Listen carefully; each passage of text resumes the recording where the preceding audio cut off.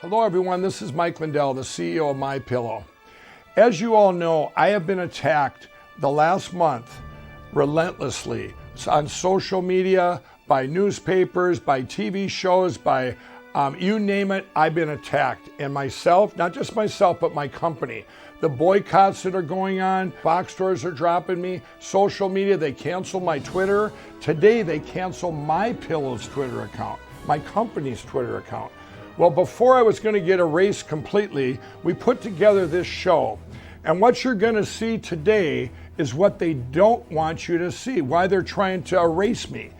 And what I've told everyone out there is, you know what? I've seen evidence. I've been trying since November 4th to prove, to show what's out there. Why are these deviations that happened on election night? None of it made any sense. So I dove all in with everything I had, resources. Anytime I heard something that maybe was relevant, I went and said, looked into it, did my own due diligence, had even my own investigations. Well, on one day, I think it was like January 9th, all of a sudden, they brought me some a piece of evidence that's 100% proved. It's like a print of inside the machine of the timestamp that showed other countries attacking us, hacking into our election through these machines, and it shows the votes flipped. And I'm going, wow, I got to get this out there. And from that point on, I started putting it out there, and that's when they just started attacking me. Well, they obviously are hiding something, and tonight you're going to see what they're hiding. You're going to see on this show, we're going to have cyber forensic experts. We're going to have 100%, you're going to see all this evidence that by the time you're done seeing it, you're going to go, wow, 100% it proves exactly what happened, that these machines were used to steal our election by other countries, including China. But I do want to tell you, before we get into all that, I want to tell you what I consider, why I'm so happy today about two miracles that happened these last couple months. The first miracle was on election night. And on election night at 11:15 at night, the algorithms of these machines basically broke. And this will be explained during this show. But they broke. What that means is Donald Trump got so many more millions of votes that they didn't expect that they're going to have to go recalibrate, right? So that's why all these states shut down. All of a sudden, they all shut down. And we're all going, what? That's weird. This has never happened in any other election. And then we're going, okay. Then as the days went on, going, what? Another week that it takes, like Arizona to count 1% of their vote. And you see these big spikes like in Michigan and all these big, votes that were poured in. Nobody understood it, right? We're like living in this kind of twilight zone during that time.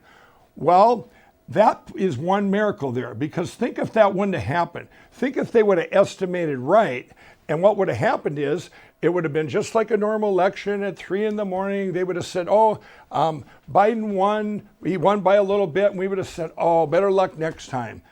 But because he got so many votes, it broke that and set off this series of events of these deviations. If that wouldn't have happened, we would have never been here talking about biggest attack in history, the biggest cyber attack ever. And this is, the American dream would be gone forever because we would have never known. And it would just, using machines, it would have took us over forever. Here comes the second miracle. And with this one, I got to show you here on the chart. I'm going to go through these, and I'm going to tell you why this is a miracle. Okay, what we're going to do here, we're going to go state by state, and we're going to show you what else happened. So here's Arizona. Okay, the margin of victory was 10,000 votes that they say Biden won. Now, if we look at this, let's go down the chart here. Mail-in ballots require an adjudication, almost 300,000. What these mean are these are votes that they put through, and you're going to learn that. You're going to learn all about that during this show too, what adjudication, how that works. But let's just go to the next one. Illegal aliens voting. 36,400 illegal aliens voted. You see that? He only lost by 10,000. Boy, of course they can't vote. Okay, Donald Trump wins Arizona, right? We'll just keep going. Voters registered to a vacant lot, 2,000. Completed mail-in ballots received the day before the ballots were even mailed. They got 22,000 ballots back in Arizona before they had even mailed the ballots out. What? That's kind of bizarre, right? Okay, keep going. Down here, Maricopa County electronic adjudicated ballots, 103,000. Votes loaded before opening of polls. So the votes were even loaded. They were already in there before the polls even opened, 50,000. Okay, you see all that. Let's go to the next state here. I'm going to skip Georgia and come back to it.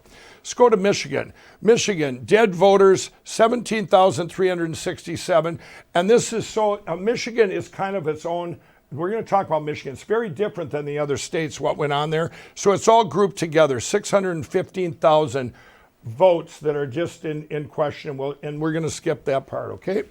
Let's go to the next one here, Nevada. Okay, here's Nevada. Illegal aliens that voted in this election, 4,000. Mail-in or absentee ballots for voters that were known to have voted in other states, 15,000. Clark County used signature verification, 1/2 the image quality that was suggested by the manufacturer, and to check the mail-in ballot signatures, 130,000. We'll just skip through that. Raffle tickets that they were incentivized, 500. Here we go. Here's a big one. Dead people who voted, 1,506. Non-Nevadans who voted in Nevada. They don't even live in Nevada. 19,218. Voters who double voted, 42,284. Okay, as you can see, they add up to over 200,000. Donald Trump lost by 34,000 votes. Okay, let's go to the next one, Pennsylvania. Mail-in votes that counted without a Republican observer. We all heard that stuff. It's well over 600,000. Mail-in ballots, 68. Here's another one too. We could almost you're going to hear a lot about this during this thing, but let's go down. Poll workers that voted with various errors in the bins. This is the one where you heard the fake ballots that were driven from New York to Pennsylvania. You'll hear a little about that in the show too. But we're going to go by Pennsylvania. You can all see it adds up to 866,000. Donald Trump lost by 68,000. And there'll be a point to all this I'm getting to. Okay, here's Wisconsin. Wisconsin, surge of identity combined voters in 2020. That would take a while to explain, but there was 130,000. U.S. Postal Service backdated ballots, 100,000. Okay, that's incredible if you actually look into it. The mail-in ballots entering the tabulation price under the guise of absentee ballots in clear violation of state law, 170,000. Okay, the margin of victory for Biden was 20,000 votes. Now we're going to go back to Georgia. Okay, everyone knows the president called the Secretary of State in Georgia, and on that call, he said he was listing these to the Secretary of State. He said, okay, you have felons with incomplete sentences that voted and cast their vote, 2,560. Underage children that registered to vote and illegally voted, 66,247. Unregistered voters who voted, 2,423. Registered voters who voted in another state after their Georgia registration date, 4,926. Voters who voted in Georgia and also voted in another state, 395. Voters who voted in Georgia but changed their address before the election to do it, 15,700. People who failed to pre-register to vote in their county in time after moving from one county to another, 40,279. Voters who illegally claimed a post office box as their resident, 1,043. Voters who registered too late to vote in the election, 98. People who died prior to the election, they were already dead, 10,315. Okay, ballots with no chain of custody. We'll probably talk a little bit about that in this show too, 600,000. And here's what the president said to the Secretary of State in Georgia. Can you just give us, why don't you just give us your date? It's only 10, he only lost by 11,730 votes. He said, how about you just give us your underage that voted and your dead people, and we win. It didn't make sense. You say, how about this? This line here, this people who failed to register, 40,000. Can you just give us them? He said, he named the columns, and you know what the Secretary of State of Georgia said? Those numbers are wrong. And the president said, well, who gave us the numbers? He asked his guy, and that guy said, we got them from the Secretary of State's office. And the president said to the Secretary of State, well, when can we get the right numbers? And the other guy said, sir, we've been trying to get him from the Secretary of State for almost 2 months. And the point being here, now here comes the point I'm making. This is all the second miracle of the election. Every one of these states should have been, and 2 plus 2 is 4, right? You should say, okay, you can't count dead people, you can't count underage people. Every one of these states, Donald Trump wins. If the electors would have done their job, the legislators, if the governors wouldn't have said, you know, hey, it's good. All these things that happened, all these anomalies that happened, it would never happened before, but much less one state, they all say that, hey, we're going to go ahead and use this stuff, and we're going to declare Joe Biden the winner. But here's the big thing, the big miracle. If they would have done that, and said, you know what, we can't count these, Mr. Trump wins, Donald Trump wins, okay, then we wouldn't be where we're at right now. Because the biggest thing against humanity and our country is this attack through these machines. They got this opened up, this revealed the machines to where we're at right now. So what you're going to watch during this show is 100% proof that the big thing was the theft by these other countries that came in to attack our country through these machines that are made to steal elections. Every election going forward in history, if these things would have happened, these two, and we would have never known, every single vote you would have ever made wouldn't have mattered. Somebody else would have made that vote. And we've all seen in this past month, you think it wasn't communists coming in and taking this over with people here. This is an attack not only on those other countries with communism, but they had domestic traitors right here in our country. Whatever's going on right now, we're seeing it. They're suppressing cancel culture. They're trying to cancel us all out. I just seen churches, the Christian churches, they're being attacked right now. People on social media, anyone that speaks up, they're going, you can't say that, you're gone.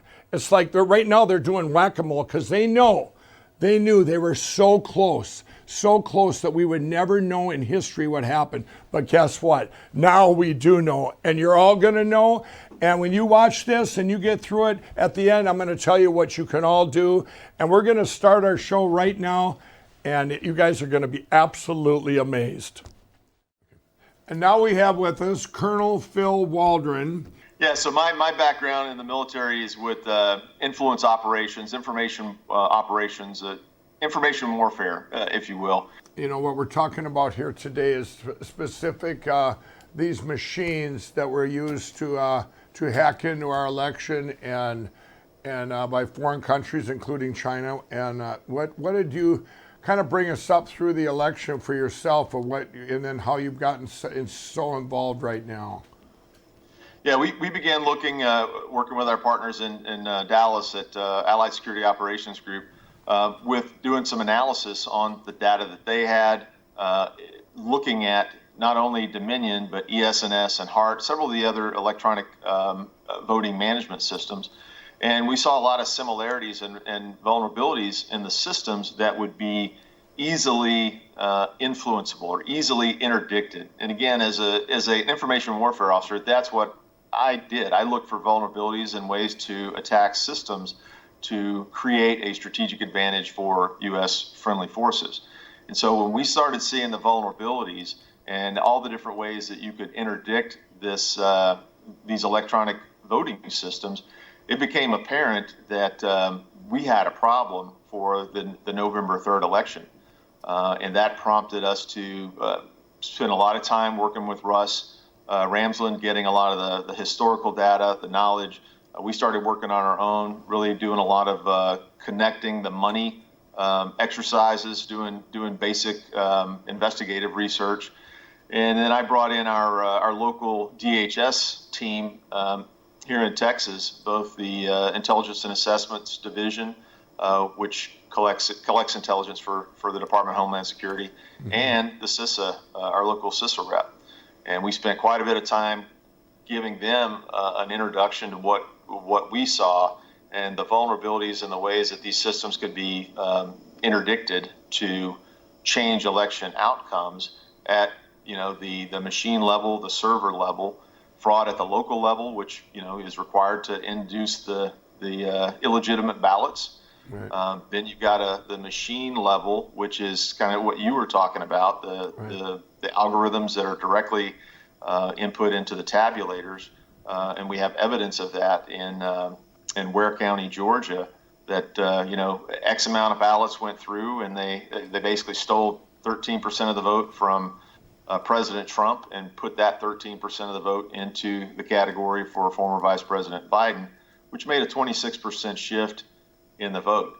And so when you look at the machine level, the machine for Dominion or ES&S, there are so many vulnerabilities in the systems. There are so many fundamental cybersecurity practices that are not enabled that it basically allows anybody who has some technical ability and the want to go and influence our elections. Wow. And sort of that strategic level is foreign intelligence services. And we've got pretty much documented of Communist Chinese Party ownership of the private equity firm whose board controls Dominion. We've got Chinese communists, the president of the Chinese Communist Bank, who is a board of directors member of the private equity firm that owns Dominion. Wow. And then if you look at the testing company, the only company that has the access to the code and the testing for Dominion is in Shenzhen, China. It's a Communist Chinese Party company. The U.S. government, the state governments, the county governments, they don't have access to Dominion code. But I think it's kind of unique that a Chinese company that's run by the CCP does have access to the code. And that's why we started seeing at that strategic level, or that third tier of election manipulation, a lot of movements of votes, direct access to Pennsylvania voting precincts, county tabulation centers, Wisconsin, Michigan, Nevada, Arizona, Georgia, all of that coming in directly from foreign countries, China being the predominant one, and through Pakistani ISI proxies. Did you find it very frustrating not being able to get all this information out to the public? Yeah, it's very frustrating. The fact that everyone says that, well, there was all these court cases and all the court cases were lost. Well, that's a lie. I mean, we've got statistics on how many court cases were open, how many were dismissed for standing or procedural. But there's only, to my knowledge, 2 cases, one in Michigan and one in Georgia, where evidence has been heard, and those cases are progressing forward. The Senate in Arizona has heard and seen preliminary evidence, and they've issued a subpoena, and they're pressing forward with a full forensic audit in Arizona, and that could be forthcoming as early as this coming week. Right. So it is complex, and it's hard for people to understand. And if it's hard to understand, people just dismiss it as right. Conspiracy theory, right. Where it's cyber warfare and unconventional asymmetric warfare conducted by a peer threat nation state against the United States government critical infrastructure. The whole country seen when they shut everything down at night that was a deviation. You probably expected this, right? We were watching. We found the foreign servers in Barcelona and the UK and in Frankfurt. We'd seen several, the one in Toronto, obviously with Dominion. So 100% proof that the servers are overseas in other people's countries for our election? Yes, we were mapping out the servers before the elections. We identified the Seidel server in Frankfurt down to the street address. Frankfurt has, I think it's either the largest or one of the world's largest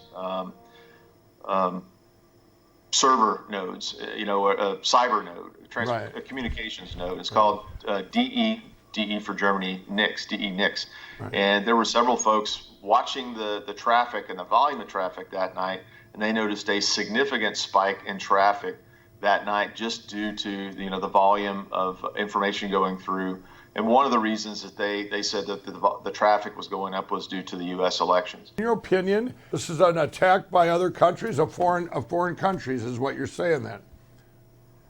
I believe, from what I've seen in the witnesses that I've talked to, that this is a coup that it definitely involved elements inside our own country and inside our own federal government. definitely part of a coup that was aided and abetted by a foreign threat nation state, a peer enemy nation state, Right. China. Do you believe that this attack from other countries could not have happened without people here, domestic traders, basically? Yeah, I believe that. Again, we have affidavits of CIA and State Department personnel out of the Italian embassy participating in this coup. We have a name, email, and phone number of a senior DOJ official from a U.S. attorney that said that this individual was shutting down any DOJ or FBI investigation into any election-related investigation, and trying to shut down judicial cases, court cases. So from inside our own DOJ, people were shutting down active investigations. You wonder why, Mr. Barr didn't find or see any evidence of widespread election fraud. Is because the FBI never did anything other than to impede investigations into election fraud. The FBI went to question the truck drivers who delivered ballots and created affidavits. They were harassing, the Americans, the patriotic Americans who were whistleblowers, right, and prosecuting them. Like you mentioned something earlier, is the machines, ES&S and Dominion machines. If you look at military planning factors, they're critical capabilities. A capability is what you have to execute your mission, or the enemy has to execute its mission successfully. So a critical capability for any of this to happen are the inherent vulnerabilities that were built into ES&S and Dominion software, which is, we've proven through our work that this is all related directly back to the Smartmatic SGO Smartmatic software core. Wow. And they definitely have financial gains to financial reasons based on some of the other investments that they've made, right, especially if they, looking down the road, if they make billions and billions of dollars, the board of SGO Smartmatic, because they own an air purification company. So just think about it. If you get to pick an administration that is favorable to your company, say they pass a Green New Deal, and you're going to make billions and billions of dollars off of government mandated air purification systems and public buildings and apartment buildings and industrial complexes, you would spend quite a bit of money on the front side to make sure the election was done. The same thing with China. If China could avoid the U.S. coming to Taiwan's defense, and we've seen indications of that already, and if China could avoid having to fight a campaign to protect their man-made islands, to extend their territorial waters into international navigable waterways, if they could invest $1 billion to do that versus fighting a war, well, they've made a pretty good investment. And right, all the money that they've made into the Biden family, all the money that they've made and invested into U.S. universities and U.S. businesses, buying up our medical and our technical intellectual property, stealing a lot more than they bought. They are fighting a war, and people just don't realize that we're under attack. So now we have with us Russell Ramsland. He's a founding member of Allied Security Operational Group. They're based in Dallas, Texas, and they do cyber forensics and security. Russell, how are you involved with all this this election fraud with these machines? Well, it was interesting, Mike. It's been a long road for us. About 2 years ago, we had some logs from the Dallas general election brought to us from the central tabulation server. And people ask, what do these logs mean? It was about 1,100 pages. And we got looking at them, and we were horrified at what we found. Because what we found was that people were getting into the system and they were changing the votes. They were erasing databases, they were reloading them, and it was coming from remote locations. And our guys were going, this can't be. Now this is in 2018 so these guys came to you with these, and these were voting machines, and were they Dominion machines? No. We use ES&S in Dallas, not Dominion. So are they similar machines? Yes, yeah, it's very similar stuff. Most of these voting companies all have similar DNA in Okay. their original Okay, software. but what you've seen was it horrified you. Yeah, it did, Okay. because clearly somebody was playing with the election. Wow. So we tried to get the authorities alerted. We brought in a DOJ prosecutor that ran the cyber group in North Texas, and she was horrified at what we showed her. And she asked us to put it together and eventually submit it to the FBI, and we did that, and they did nothing. So we continued to investigate, and the more we found, the more horrifying it got. Now, this all was still coming out of Dallas. We tried to get senators to look at this, and we tried to get state officials to look at this, but we continued to work on it on our own. We had no client at all. And eventually, we did get 7 members of the Freedom Caucus this last July to take a 2-hour briefing without staff. And what they saw was absolute proof that this electronic voting system that we have is completely compromised. Wow. It can be completely manipulated. And they were horrified. We've all heard that Texas denied these machines. Well, Texas denied Dominion, but Texas uses other voting machines. We use HART, and we use ES&S in Texas. Right. So why would Texas, they denied these Dominion ones, and in your opinion, so they must have looked at them and said, there's something there we don't like, but then they over here with Smartmatic and these other ones, they were okay with that? What would be your opinion of why they would deny one machine that because they're afraid of election fraud, and over here they accepted that one?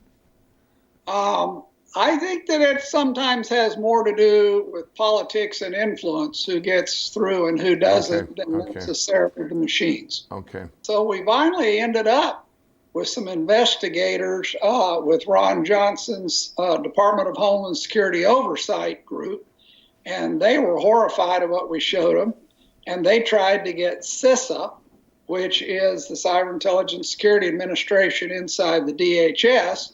They tried to get CISA to take a look. CISA would not take the briefing. They couldn't be less interested.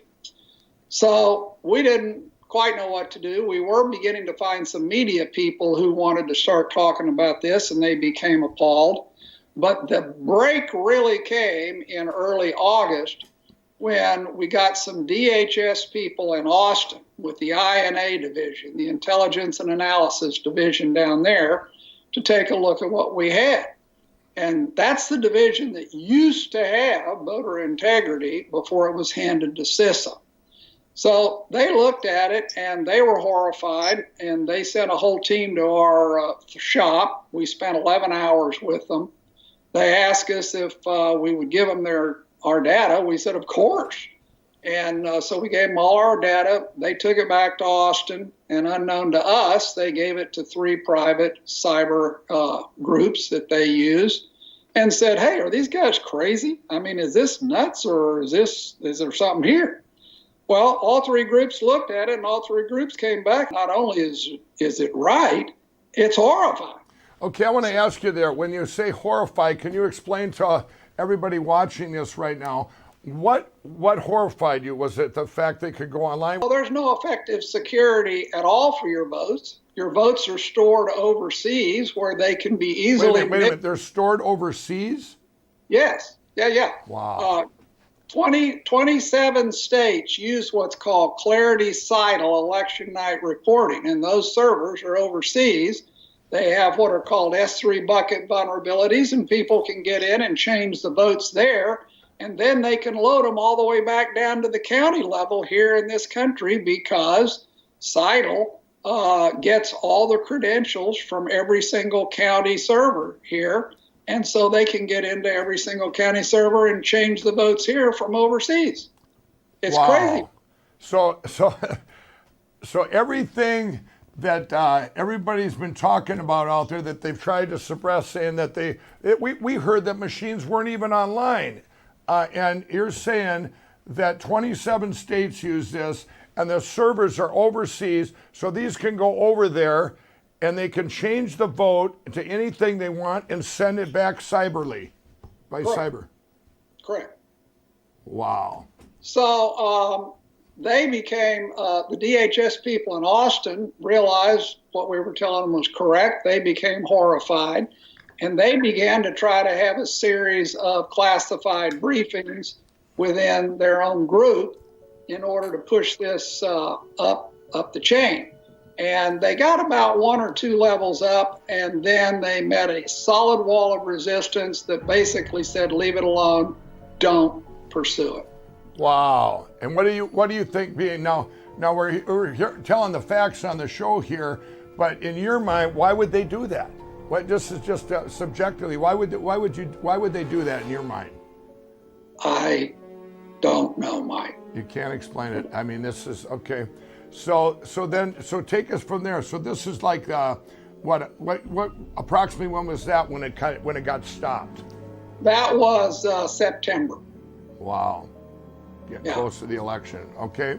Close to the election. So what actually happened in this election, this stolen election, we already knew was going to happen. We already had seen it. We knew it was all possible. We knew it was all out there. Now, we didn't know how many foreign servers. Before, we weren't seeing very many foreign servers come in and change votes. But in this election, of course, we saw thousands from all over the world. You've seen thousands. All right, you've seen all these hacks. Have you actually seen that with your own eyes? We have seen the data that is supposedly representative of that. So the election goes down. You knew it was going to happen. Is it exactly what you thought was going to happen? Yeah, we thought it was going to happen on 3 levels. We thought there would be massive local cheating. We thought there would be cheating through the actual voting companies themselves, whether it's them or someone else manipulating them. And we thought that there would be cheating from votes being injected from overseas. And that's exactly what we saw happen. Wow. And we developed tons of absolute proof on this, but no court case was ever allowed it to be presented. So that sort of gave fodder to this media myth that it didn't exist. But it does exist. It's out there. It's unbelievable. It's massive. Wow, did everybody hear that, what Russell's saying here? This is what everyone says. Well, there was no evidence. So you're saying no judges would look at the evidence. Is that correct? That's correct. Okay. And now we don't know why. I mean, it wasn't because there wasn't evidence. They didn't even want to look at it. Is that correct? That is correct. Okay. Now we've heard about, in fact, on this show, the Atrium County in Michigan. Weren't you guys contacted to look into that? That was our work. Yes. Oh, wow. I actually signed the forensic audit report, and because our guys did all that, are part of our team, and that came about because there was a down ballot race, and the judge allowed some limited discovery. What came out of that was appalling enough that he allowed further discovery. And then, of course, that report went national because what we found was so horrifying. Right. For everybody out there, what we've all heard, this Atrium County in Michigan, and in this show here, you've seen it. This is the reason it was talked about so much, because this is a small county, and it was like 15,000 some people voted, and it was 7,000 some votes flipped. I mean, so it was so obvious. You had 65% Republican and 35% Democrat normally, and it was completely flipped. So everybody in the town knew it was a deviation that didn't make sense. And so Russell, this case is still open. That's correct, right? That is correct. Okay, can I ask you this? So what you've seen there is exactly what you knew was going to happen. And now, were you able to look at other places? What was different about Atrium County? Now, what we all heard was you were able to get into the forensics of it and see all this. Have you been able to do that in any other places in the United States since then, or since this election ended on in November? Actually, on a limited basis, we have been able to go into 2 other counties. We have not published that information yet, and there are reasons why we aren't publishing that information right now. But both of them have not only confirmed, they have confirmed that it's even worse than in Atrium. Okay, did everybody hear that? What we have here, and Russell can't disclose this because every time something pops up, it gets buried out there. Things happen. This is the most attack on our country, and I'm telling you, ever. I mean, this is, that's why, it's getting suppressed everywhere. So what he's saying, 2 other places now, is this breaking news right now? You're saying right now you have 2 other places, and what you're seeing is even worse than you could ever imagine? Well, it's just like Atrium, only it's worse in many ways. In Atrium, what people need to understand, real simple, Mike, when people vote and they scan their ballot in, it either goes into the regular sort of bucket and gets voted, or else it goes into what's called an adjudication bucket. If it goes into the adjudication bucket, then whoever's running the voting system gets to vote that vote however they want. Well, in Atrium, we found ballot rejection rates of 82%. 82%. Wow. 82% of the ballots are going to adjudication. And what's the normal number? I mean, is there a normal number for an election that would be what percentage, and what would be it on the high end? Well, certainly less than 1% would be should ever go to adjudication. Wow, less than 1%, everybody, and this was 85%. Yes, well, and in Fulton County, the Fulton County people themselves admitted to a 93.6% adjudication rate in some cases. That means the entire election was decided by the people that ran the system, not by the voters. And now, what you're talking about there isn't. This is another way these machines can you can cheat through the front or cheat there, but this does not count what you're talking about earlier, the cyber forensics where that goes overseas to these servers that are all based over there, correct? That does not, that's a different issue altogether. Right. So both of them involve the machines, everybody. One we've talked about in this show is here. But the cyber one is what you just heard from Russell, which he said earlier. This is all the attack by the other countries that hacked in, which we're going to show you that proof now that Russell doesn't even know that we have, that's going to show who did it, the time they did it, the computer they did it off at, everything. If we would have never found out, or this would never have gotten what we're going to get to now, what would the future have looked like in elections? Well, I mean, we're basically approaching Venezuela, where it doesn't matter who votes. Matter. Right. Somebody else picks our people for them, so why vote, right? I mean, that's the way it would have been. Machines that go online, and it's not, now, you said earlier, it's not just Dominion, it's all the machines that were used in this election. Is that what you would say? Yes, that's absolutely a fair statement. And let me tell you a little bit about that. For these people that say it's not online, we have videos of workers with poll books who are swiping left on their poll book and bringing up Netflix and getting a movie and watching it on their poll book. How does that happen if it's not connected to the internet? Right, right. We have affidavits of a election judge who showed up at her precinct, found to her horror they had loaded the wrong precinct in her equipment, called her voting company, and her voting company put her on hold, and the help desk from another state called in, and in 10 minutes somehow reloaded her poll books from another state with the correct precinct. How does that happen if it's not connected to the internet? I know they were all online, but is it illegal for them to be online?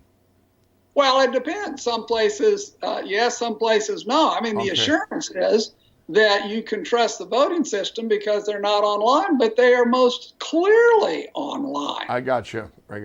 Now, here's one you don't know. we ran through a different group here, a little operation in Dallas during this last election.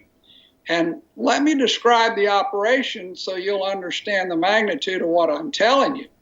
What we did is every day we just took the information on the voter records of the people who voted that day in Dallas. Dallas posts them online. So you get a big, big, long record of this voter. You don't see how he voted, but you see everything else: name, where he lives, when he asked for a ballot, where he voted, his residence address, on and on and on.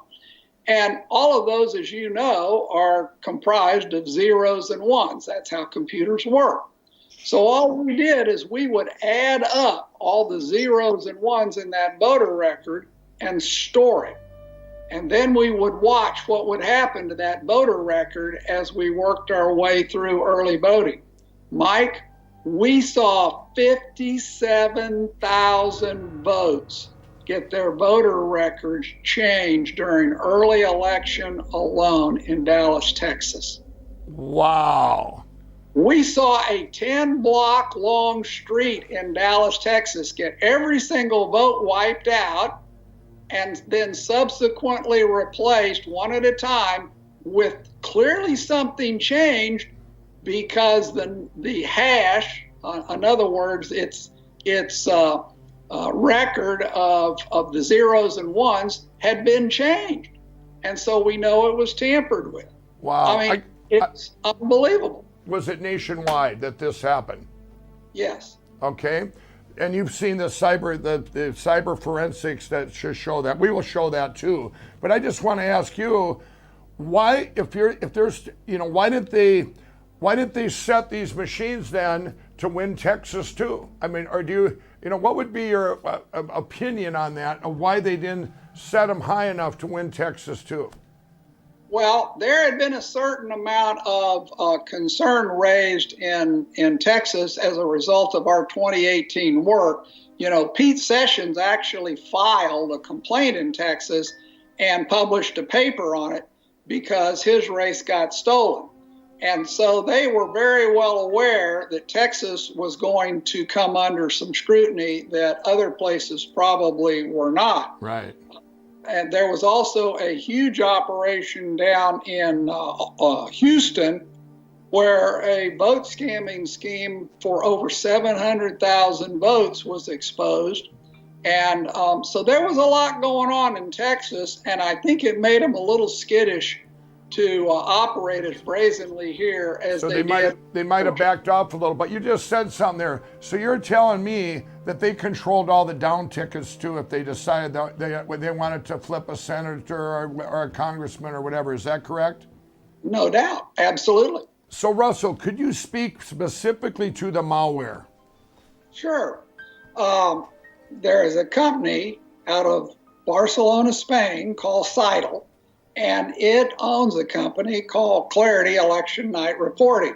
And Hart reports to them, and Dominion reports to them, and ES&S reports to them. All these companies report the votes to them. And then Election Night Reporting supposedly just passes the votes along to the media. But using standard white hat tools, we can look and see what is on their server over in Frankfurt, Germany. And there is an area on their server on a particular kind of equipment. There is a piece of malware called QSnatch. QSnatch actually watches all the information that comes in, and it grabs the login credentials of every single county in the country that reports to it, so that once it has all those credentials, it can then look back into that county and it can access the county database from overseas or wherever else it wants to, if you want to inject changed votes either through the adjudication system or just plain flat replace the database. So it's a massive, massive, massive security vulnerability, and it is there, it is working, and they have all the login ability they need to get into any county that reports to them. Wow. So basically, what you said earlier, all the servers are over there. They can take all of our counties in the country, look at them, and then decide what they want to do with that information and what they can do in the county, what they need to flip. So, we all heard We all heard about this Italy thing, and that it went to Italy and Germany when they had to I guess this would be in the middle of the night on November 4th. Is this something? Would you know anything about that? What we've all heard out there is it went over there. Some guy even admitted he did it, which we're going to have his affidavits up here. But what's your opinion on that? Well, our opinion on that was that it should have been investigated because it is very consistent with what we do see happening. But it was not investigated. Apparently, the Department of Justice did not investigate. You got the usual, it's been debunked. Well, who debunked it? When did they debunk it? How did they debunk it? There was no investigation by anyone of that information, and there should have been, because it is entirely consistent. I don't know if it's true, but it's entirely consistent with everything we have seen in terms of capabilities. Bill Barr comes out and said, there's no evidence. What would be your opinion? Why people would keep pushing this down and not wanting to know? I don't care what side of political lines you're on. Why would you not want to know if the truth? That has been a constant haunting question to everyone on our team. I think it's a combination of things. I think some people are truly, completely, totally corrupt. I suspect that at the bottom of this, you might find that our government has been changing votes in other countries for years, and they don't really want it revealed, certain parts of our government. I think that there are people that don't want to look. They're afraid to look. I think there are probably people who are compromised and have been told to stay out of it. Right.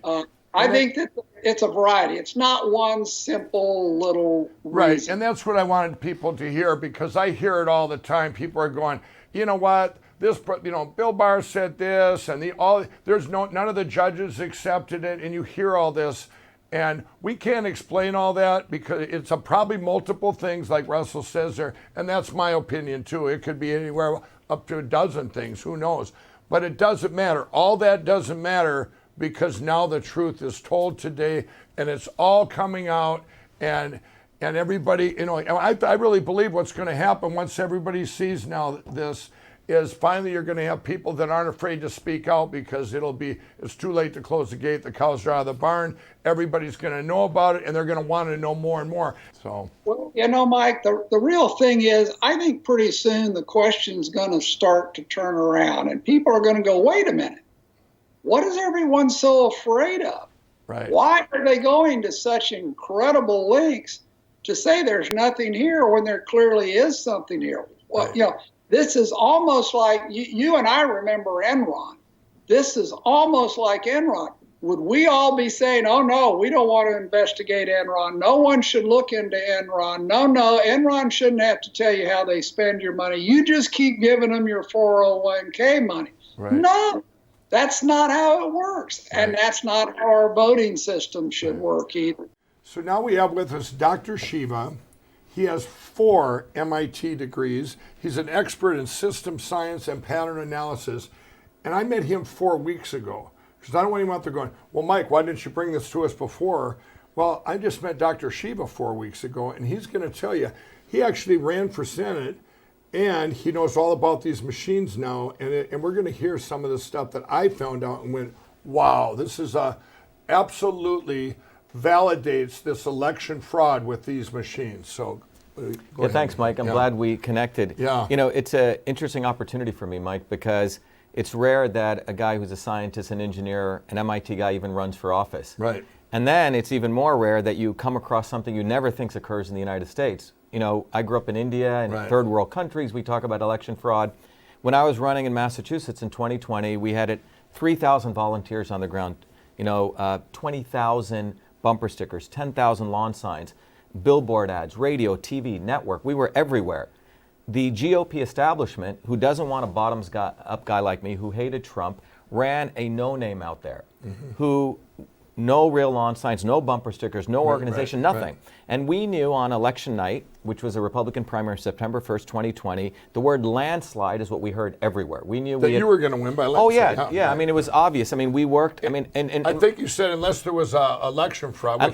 But you probably but thought that's just, you know, maybe someone put yeah. down two ballots. One of my close friends said, "Shiva, we're going to win this unless there's election fraud," and I just thought this is just some fringe stuff, right? Right. But so you weren't thinking about machines. I wasn't thinking about machines because I didn't know that. You know, from creating email and all these systems, I know the power of machines. Right. Oh, by the way, yeah, he created emails, right? I did. I created email as a creator of email. I just want to tell you, the guy's a genius. So what you're going to hear here, this is what I did my due diligence on. This is just one guy going, okay, is this real or is this not? And believe me, it's real. Yeah, I mean, so I have a lot of history, not only in pattern analysis, system science, right, but I build large-scale computer systems. The stuff I've used has been used by the Senate, has been used by the largest Fortune 1000 companies in the world. So I know how you move from paper-based systems and electronic systems, and I know the power of electronic systems. When you put some process that's in electronic form, a single individual has immense amounts of power. So that's a background. But on September 1st, 2020, what we saw was we knew we'd won on a landslide. Right. And there we are with our big party set up, and we see the results coming in. Now in Massachusetts, we saw in Franklin County, which is 80 to 90% hand-counted paper ballots, no machines, I win by 10%. And in every other county, Mike, 60-40, 60-40, 60-40, 60-40. That you lost by? I lost by. The exact percentage? Exact percentage by a guy who was, in a black county, this guy wins. In a white county, he wins. In a Hispanic county, the guy was nowhere. By the same percentage. But by the same percentage. That's not only a deviation, but it's an anomaly. It's an anomaly. Do you think that's impossible, or you're like me? Well, it's highly, to be from a scientific standpoint, you would say it's highly unlikely. And that began my journey to start really saying, wow, election fraud could take place in America. So I started reading up everything I could.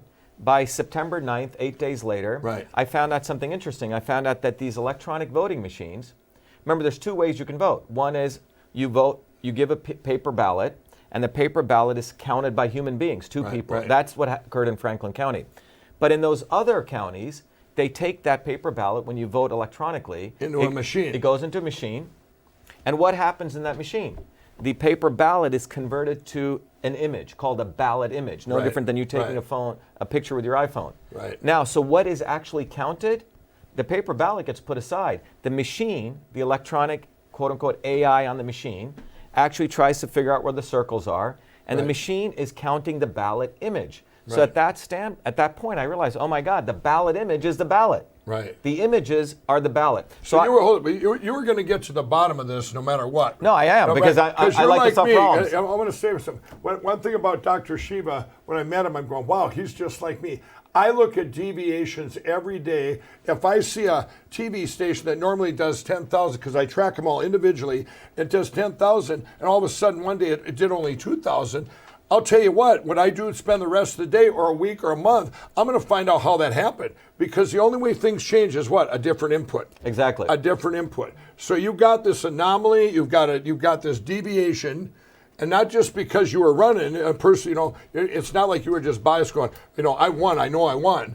Now you're digging in to find out how this weird mathematical thing exactly. happen. I mean, the scientist engineer kicked in, right? I mean, just like you're a scientist and engineer in a very from a marketing standpoint. And I think we both sort of pursue the same aims. But here, what we found out was that the first thing that gave me a big insight is that ballot images are being created, and then I also found out by federal law in 1974 they passed a law for federal elections. Those ballot images must be saved.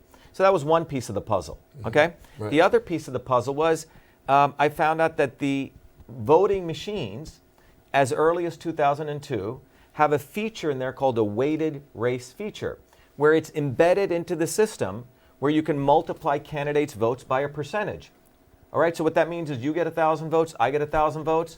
I can multiply your votes by 2, my votes by 0.5. And if anyone doesn't believe this, go look up the Diebold voting manual. Go to page 2-126 in the manual, in the 2002 version, and you'll see it in there. So were you able to prove that yours that your election was stolen by the machines, mathematically, did you prove 100% that this could only be recreated by a machine to do that 60-40, that same, Yeah, so what we proved, Mike, was first of all, we showed that the state had deleted the ballot images. Right. Which means that if they had the ballot images, I could find the algorithm. So it came upon me to use all that 40 years of experience that I'd learned from 14 all the way to MIT.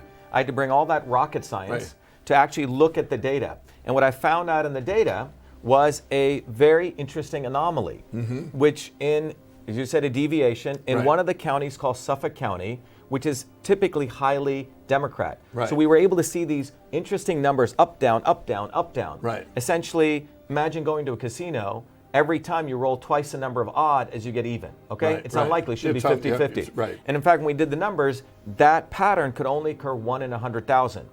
We sued the state on this, and the judge did not dismiss our case. It's still open. It's still, not only it's open, but we survived dismissal. And the other thing was, we also showed that when I put this out on Twitter and said, look, the Secretary of State deleted ballot images, Twitter didn't do anything to me, but the Secretary of State contacted Twitter to shut me down, along with the National Association of State Election Directors that came out. Wow. Well, let me stop you right there because I want to say something. Yeah. Did you hear the Twitter thing? All of you in this country and the world know my Twitter was taken down. You know why it was taken down the first time 20-some days ago is because I put up of the new evidence, which Dr. Shiva here, I'm going to tell him in a second, this new evidence that came out shows the timestamp in space of where who did it, what country did it, like China. Well, remember, we have two cases. First, we basically went into court saying the Secretary of State contacted Twitter. That means Twitter takes orders from the government. This is what we showed. Twitter takes orders from the government. That's proven. That's 100%. Yes, it came out in 100%, three hours in testimony. Jack Dorsey took orders from the Secretary of State of Massachusetts. This is what happens in countries like China.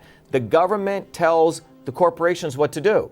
And in the United States, what came out in our 3 hours of testimony where I represented myself, no one wanted to take the swamp on in Massachusetts. Right. So what came out was we have the Secretary of State's the election director and the communications officer saying they contacted Twitter to shut me down. Is and that Twitter still obeyed. open? Is that still open? Not only is it open, the judge gave me the restraining order and the case is open. And my other case to decertify, they try to apply a 200 page motion to dismiss, and the judge denied their motion. Wow. And that means, look, MIT's in Massachusetts, right? There's a lot of computer people there. No one has rebutted my mathematical explanation showing that they multiplied my votes by 0.666.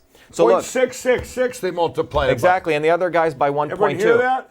Well, I think one of the things the public needs to understand is federal laws, the Department of Justice is supposed to enforce them. Right. You know, when we found out the ballot images were deleted, we informed the, what's his name, Barr, and the local U.S. attorney, and they've done nothing. Oh. So basically, this is what happens in third world countries, right? You have laws, but nothing's followed. Right. And if that's where we've gotten into, it's a serious problem for this country because Well, it's the a laws series don't mean of problem. anything. You mentioned Barr. I mean, he comes out and says there was no election fraud. You know, and here we have right here, you told him of some, right? I told him of some. And was this before the election even? Before, but this was in October. So this was, yeah. Bill Barr, if you're watching, I mean, why would you say something like that when, yes, this wasn't just election fraud. This was a historical election fraud. This was coming from a lecture from machines, from these machines of biblical proportions, of historical proportions. And now it's all going to get exposed. And I want the senators, the congressmen, the government, the governors, the legislators, everybody needs to watch this show. And when you do, you know, a lot of you can go, wow, I never knew. And that'll be a lot of excuse for a lot of them because of our mainstream media and all the people. I can't even believe the money spent to suppress this, you know, to suppress it. So when you anything that popped up, boy, they were right on it. Let's destroy them. Right. Let's destroy them. Like, who was the last thing to pop up? Me. When I seen this, I popped up. And how you destroy my platform because everybody knows I'm out there. They've done everything they could, from bots and trolls to go after my integrity to Twitter. I mean, it's just been a massive attack. But then you know you're right over target, right? It wasn't Twitter acted alone. we found the government Right. contacting Twitter. Now, this is a fundamental violation of the First Amendment. Political speech, government speech cannot supersede political speech.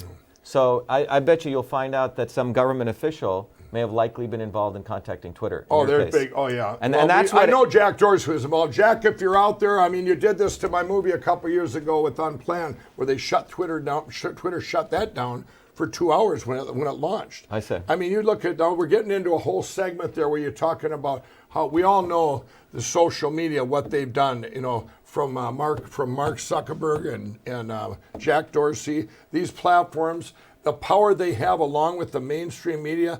You know, what did they do when they took over? You talk about third world countries. In Nazi Germany, they took over, you know, all your, in any country like that, they'll take over your communication.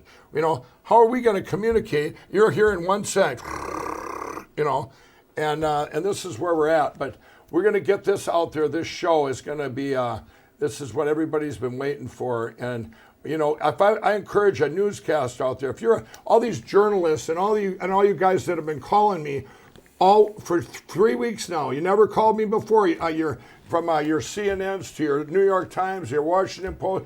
All you guys have been calling me nonstop every day because you think you got some kind of making up some dirt or something, or because Dominion, you're saying things about Dominion.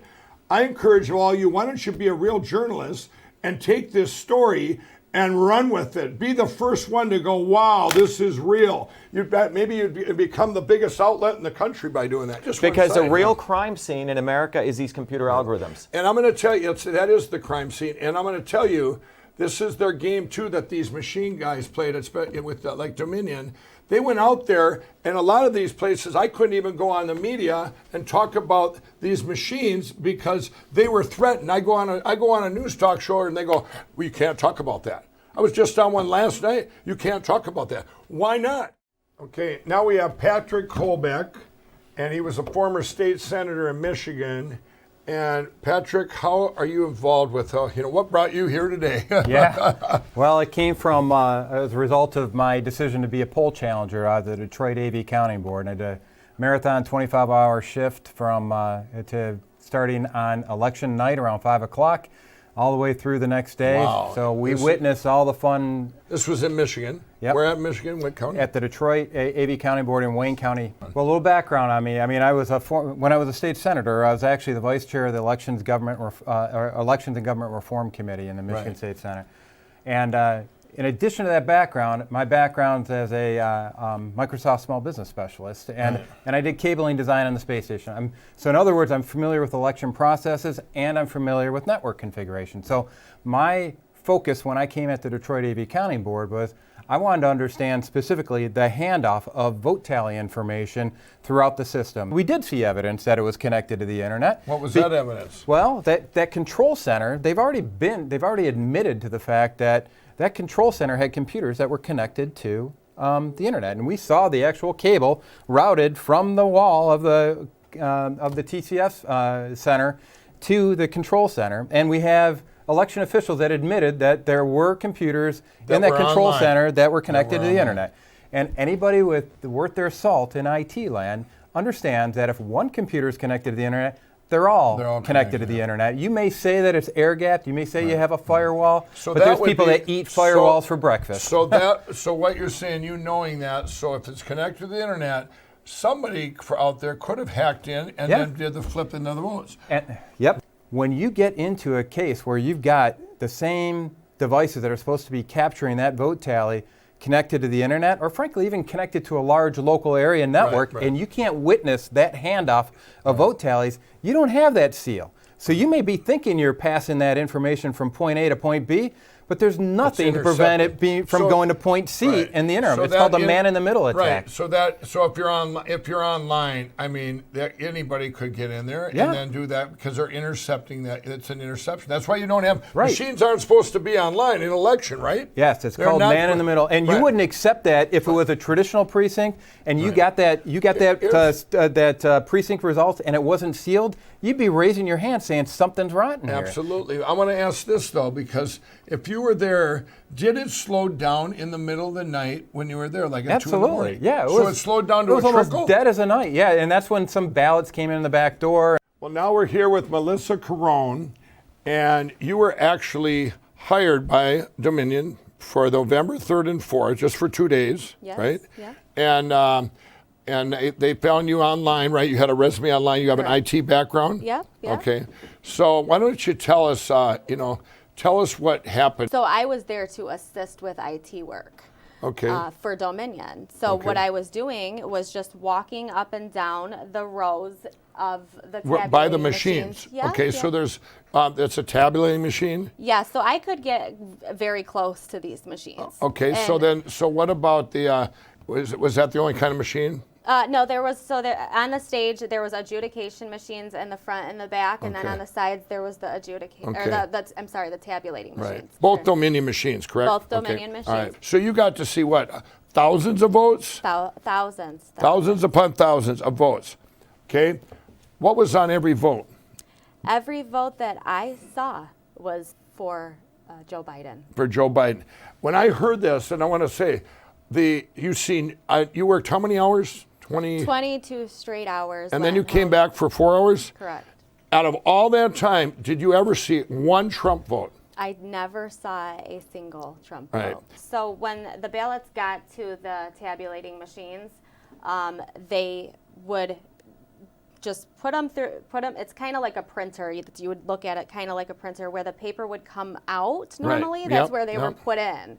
And it would end up as they were tabulated on the top of the machine. Okay? Right, right. So these would jam constantly jam. Right, And right. because these are mail-in ballots, creases, Right, anything right. in them would jam this. And when they jammed, what happened? When they This is very jammed, interesting. they would take the ballot on the computer. There was a computer in front of each person. Right. It would say ballot number, 20. 20. Jammed. Out of a group of 50. Yep, So the yep. 20th ballot jammed. Mm-hmm. Then what? Then So what? it would say discard, rescan, and the way they were supposed to do it is discard them and then rescan them, but they were not discarding these. So they used the same, let's say 30 went through it, got stuck on the 30th one. Mm-hmm. They'd put that number 30 at the top of the same 50 Yeah. pack and run them through again. Yeah. So you're telling me that tabulator had no way to know, it's just counting the number of, counting a deck of cards. That's exactly It's not, what it was you could sit there and run the same deck of cards through this tabulator over and Yeah. over and over and over again. Yes. Is that right? So one time through the night, I approached my manager and I said, this machine has a count of over 400 on it. Right. I said, what's going on here? And I said, this is not right. That should not go above 50 because the batches are only 50. Only 50. And I said, we have a huge problem here. And he said, he pulled me aside and he said, I don't want to hear that we have a problem. He said, we are here to assist with IT work. Now, was this a Dominion guy? He's actually a part owner of Dominion. Wow, Yes. okay. Well, what? So 26 hours of watching ballot after ballot, walking up and down these tabulating machines, not one ballot was for Donald Trump. Okay, now we're here with Matt DePerno, and he's the lawyer that we all heard about this Antrim County. How did you get this county that you hear about, and how do you even get involved in this? Sure. Well, I know some people who live up in Antrim County, and Antrim County is a small county up in northern Michigan. It historically votes roughly 65% Republican, 35% Democrat. And in this case, it completely flipped on election night. Roughly 65% of the vote went to Joe Biden and 35% to Donald Trump. So people who lived up there knew that there was a problem. They knew that the results were not correct. And on the morning of November 4th, they actually contacted the Antrim County Clerk and requested that she look into the results because they knew what had been posted on the website could not be true. And through a series of events, people I knew up there, and a person named Bill Bailey, who's a patriot who lives up in Antrim County, and who knew there was a problem and wanted to challenge the results, they ended up connecting him to me, and I filed a lawsuit. But what's important is, in filing this lawsuit, we weren't seeking publicity, we weren't seeking fame, we just wanted to get results. We filed the name in the name of a patriot named Bill Bailey, and we challenged down ballot school board elections. That's what he was most interested in learning about school board elections. Of course, he was obviously also interested in other aspects of the election, what happened in the presidential election and how did things flip. But primarily, the case centered on local politics. And if you look at certain townships, like Chestonia Township, Okay. Joe Biden got 197 votes on November 3rd. Right. In reality, he only got 93. Now, how do you know that he only got 93? Because there's since been a hand recount. Hand recount. So when did they do that? They did a hand recount on November 21st and then again on December 17th. Right. On Okay. December 17th, actually, they told us they were going to do a full audit of the county. The Right. Secretary of State did. But in reality, they only did a hand recount again. Okay. So on the recounts, we had 197, and then over here, Donald Trump had 3. So then the real numbers were 93 and 197. Is that correct? That's correct. So you can see Joe Biden on election night got 197. He got Donald Trump's 197 votes. So we know that was a. This is 100% fact here. 100% factual. Now what we're showing here, you guys, so everyone knows, these are all precincts. I don't know if you can see this here. These are all precincts. So let's just do this precinct. 392. This is done through the machines, and Donald Trump got 8. What? So here is a 392 to 8. But the real number was 198 to 392. And if you see here, Elk Township, Joe Biden got 392 on the election. In reality, those are Donald Trump's votes. Those were the 392. Right, they were just flipped. In order for that to be off, and you do the conclusion, which I would right now, 100%, how could that be off? There would be something wrong with what? The machine. The machines. And what we're showing here right now, what you're going to see, all this what we've been talking about, this massive machine election fraud that went on, where countries hacked into our election, and nationwide. This is one little county in northern Michigan, and these machines would do it right down to the precinct. Okay, you're going to see. This is the example we have that was hand counted. And then, the rest of the country, didn't get to do that. They didn't have the luxury of being able to do that, And so what I want to tell you all is this is the perfect example, just so you know right down to the precinct level what went on with these machines. I wanted to see one more here. So, well, you can look at Kearney Township. Yeah. Joe Biden got 744 on election night. Those were Donald Trump's votes. He actually recorded 16 on election night. Okay, so here's this county that traditionally always is like 65% Republican, 35% Democrat, correct? That's correct. Okay, so everyone in the county knew when these numbers came in on November 4th, they're going, there's something wrong with the machines. Everyone would think that. It wouldn't matter if you're a Democrat or Republican, you're going, wow. And it's not like what? And they couldn't use the deviation saying, well, it was because of mail-in voting, because there's no huge cities in there like Detroit, correct? That's correct. All right. So I just want everyone out there to know this before you get into town. This is just a small county, northern Michigan, and they ended up flipping. We had 15,718 votes. 15,718 votes. And 7,060 were flipped from Trump to Biden. Is that correct? Yeah. And what's even more interesting, by machines, right? It had to be done by the machines. Absolutely, by machines.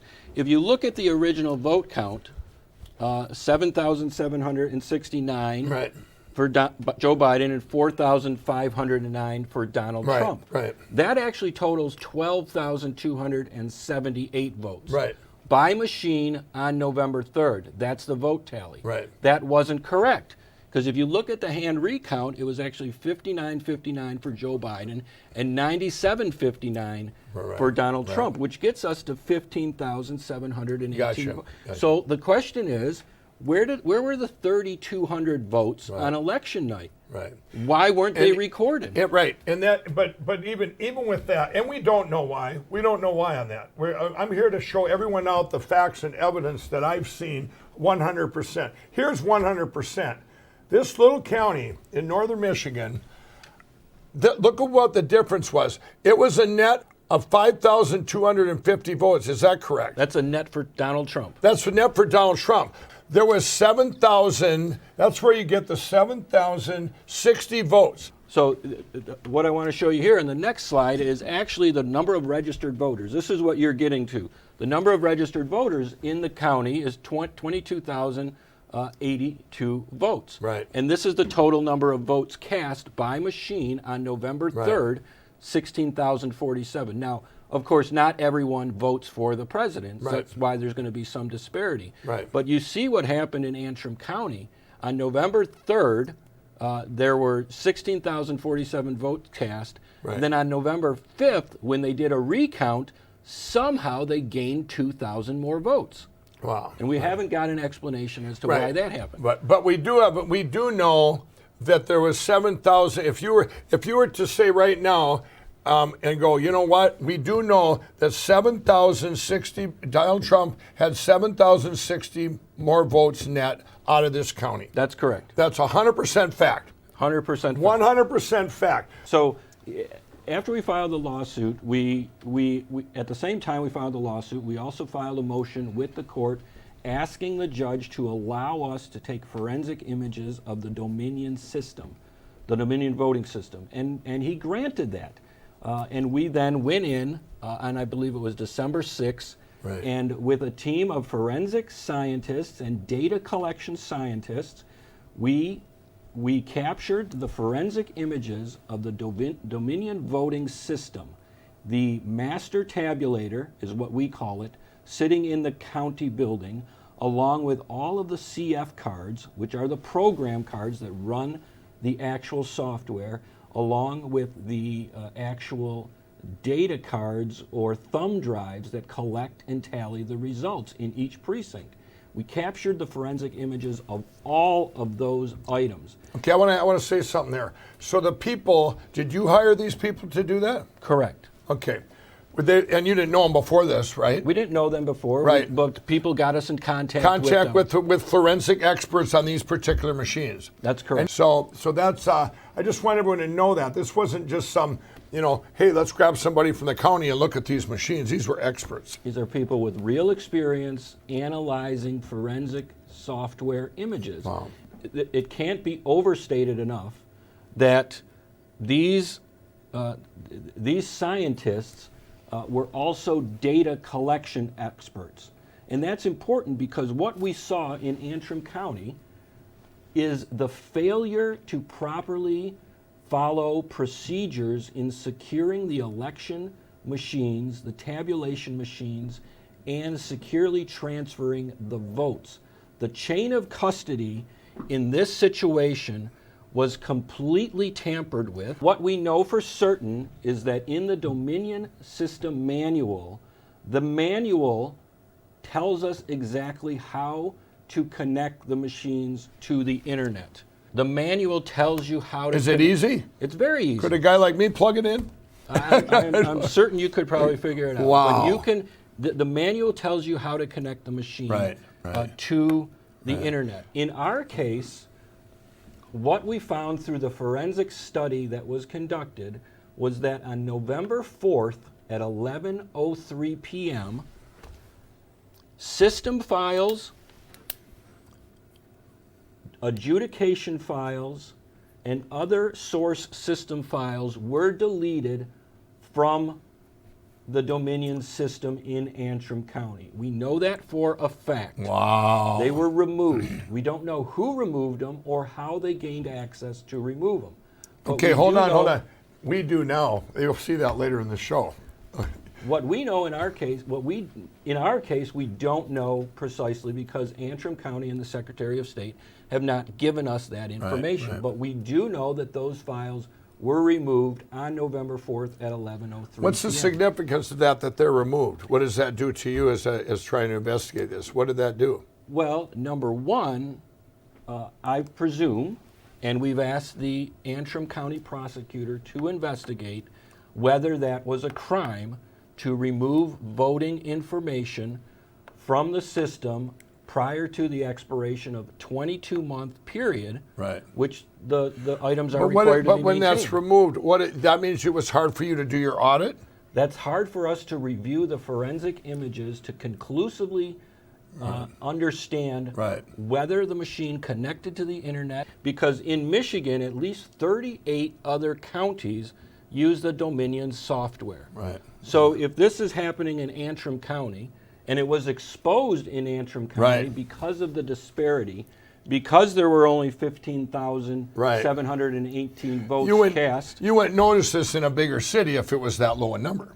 Correct. If Right. you were in Wayne County and Right. 7,060 votes flipped, you wouldn't notice it. My team of forensic scientists worked tirelessly after December 6th, after we collected the forensic images for about a week. They worked very hard to review those images and put together a report. And because of a protective order that was in place in this case, I had to file a motion with the court asking the judge to allow us to release the report that we had prepared. And we did that. We did that on December 14th. The judge granted our request and allowed us to release what's called the Allied Security Operations Group Preliminary Summary, version 2, dated December 13, 2020. Now, is that public? Is that public? It's It out is there. public. Right. So this is stuff that got put out there, and I guarantee you, it was probably put out there. Heck, somebody probably put it on their Twitter, and bang, I'll bet you it was gone. You know, they probably tried to spread. That's just my opinion. I had to throw that in there. Well, I can tell you it's been on my website at depernolaw.com since December 14th, and it has constantly been suppressed for people who try to share the link on Facebook right. or Google or through social media. It gets suppressed, Right. and people are not allowed to share it. Right. In some cases, they try to share it, and a screen comes up that says that this information is not accessible. Right, not accurate. Here you had a perfect report. I mean, even the judge said you could put it out there, correct? Yes, everything we've done in this case has been permitted by the court in terms of the ability to release information. Right. But what it is, actually, it's information that, if revealed, would show that the CEO of Dominion Software, when he testified in front of the Michigan Senate, this information would show that he was not telling the truth about how the Dominion system works. Wow. And here's what we concluded when we released the report. This is what it states. We conclude that the Dominion voting system is intentionally and purposefully designed with inherent errors to create systemic fraud and influence election results. Now, that's not my words.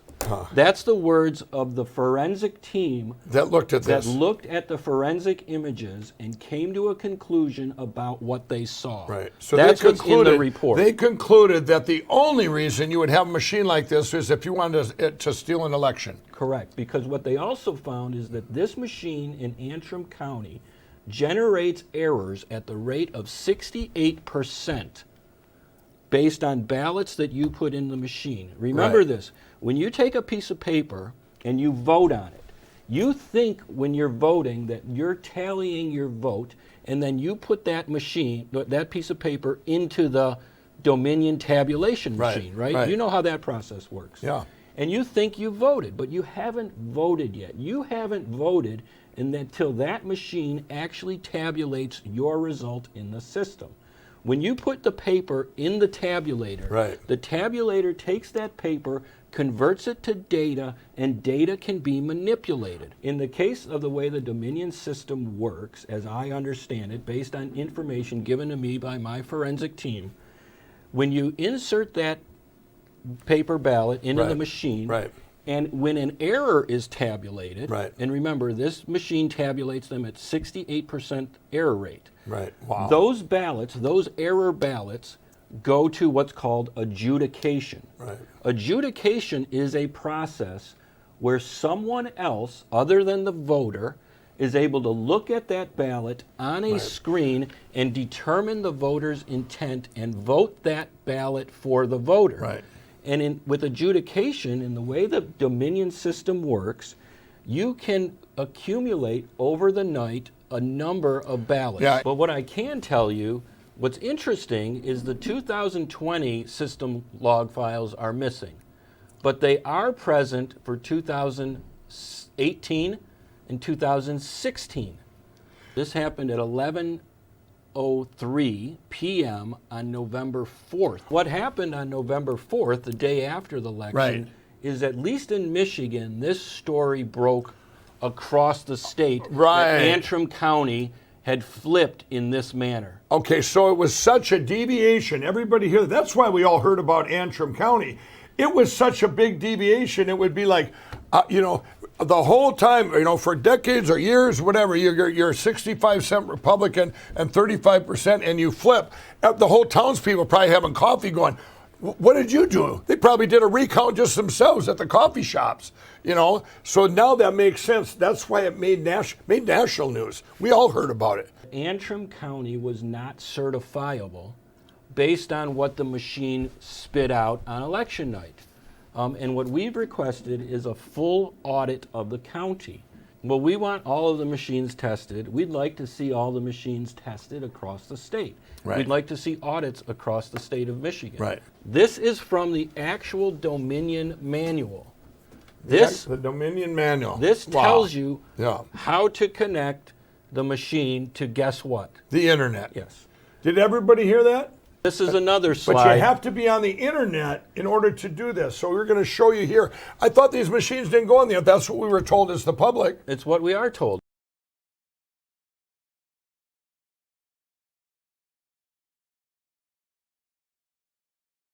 If it's configured to print automatically, it'll print anywhere from 1 to 5, 10 copies, however many are needed in the jurisdiction.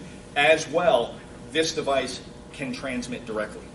So that's all part of that closed polls process. You hit that button once, it prints out the tapes. When it's done printing out the tapes, it will automatically transmit the results as well. What is the vehicle for the transmission from the ICP? Is it cellular modem versus VPN? Well, it is a cellular modem that can be configured in a VPN, right? And we currently in Chicago and Cook County, we work with Verizon to secure that network. So we would have the same capabilities here. Lucky. What wireless chipset / modem does the hardware have? We support a variety. So it's really up to the jurisdictions what technology they want to use, what's compatible with their networks. Currently, in some jurisdictions, we're using basically a modem that is a 3G modem, GSM, but we can support multiple varieties of modems that can be, including latest 4G standards as well. So that answers the next question: is it 3G or 4G? Verizon, AT&T, or Sprint? I'm assuming all. Yeah, all networks. Right.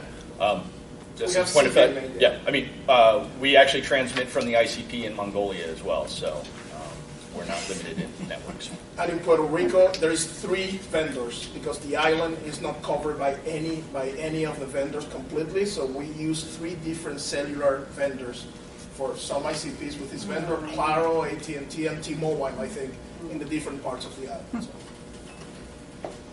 Everything gets complicated. But this is another slide from the Dominion software manual that tells you exactly how to set up your system to connect to the internet.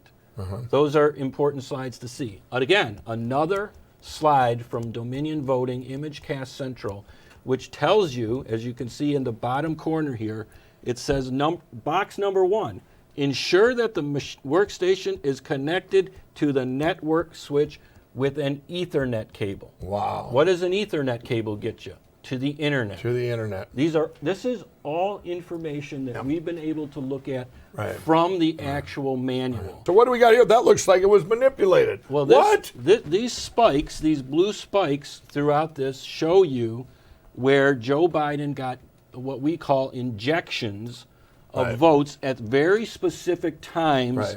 These big ones on the left are November 3rd. So I'd be curious to see if your data that you have correlates to those. So everybody knows what you're going to see. When you see this spike, you're going to see a forensic footprint, how that happened and who did it. China? Yes. If you're on the internet, the bottom line is you can cheat, you can do all kinds of things. And that's because otherwise you can't explain any of these numbers. Right? That's correct. That's correct. The machine results don't match up with the to hand the real tabulation. balance. And once again, you know, the purpose of this whole show obviously is to show everyone in the world that these machines, that this was the biggest fraud and the biggest crime, I believe, against humanity. And this is a crime against humanity. If we wouldn't be all talking about this now, and this is all the truth is going to be revealed. Michigan is under siege because this is what I'm dealing with right now. Dana Nessel is the Attorney General in the state of Michigan. She sent this tweet out not too long ago, and it says, "Fun fact, lawyers who practice in Michigan are required to take an oath to support the Michigan and U.S. constitutions, not to file unjust and or frivolous actions or mislead the court. The spate of Trump lawsuits in our state violates each of these tenets. It demeans our profession." What she's calling for, and she said this publicly, she's calling for attorneys in Michigan to be disbarred who file lawsuits in Michigan challenging the results of the election. Could you guys all hear this? This is what we're up against. This Dominion, these machines, is the biggest fraud in election. They stole this. But now the truth is all going to be revealed. People like this lady, what's her name? Dana Nessel. Dana Nessel. And Dana Nessel, how dare you put this out? You're supposed to protect Michigan and the U.S.? This is what I'm doing. This is why I'm getting attacked. This is why everybody's getting attacked. So anybody, you know, here you are, the attorney of one of the few open cases where we have 100% proof. First, they try and suppress the actual report from it, right here, right? But And now they're trying to just get rid of you. That's true. So we have Michigan executive officials who are now using the power of government to threaten those with whom they disagree with sanctions. They're threatening me and others with disbarment. Wow. So bringing forth evidence now in our country not only gets you the mockery of the mainstream media, I've been there, who refuse to actually report on it or the truth, but it now gets you ethics complaints filed against you if you are a lawyer. Wow. So what do we do about that?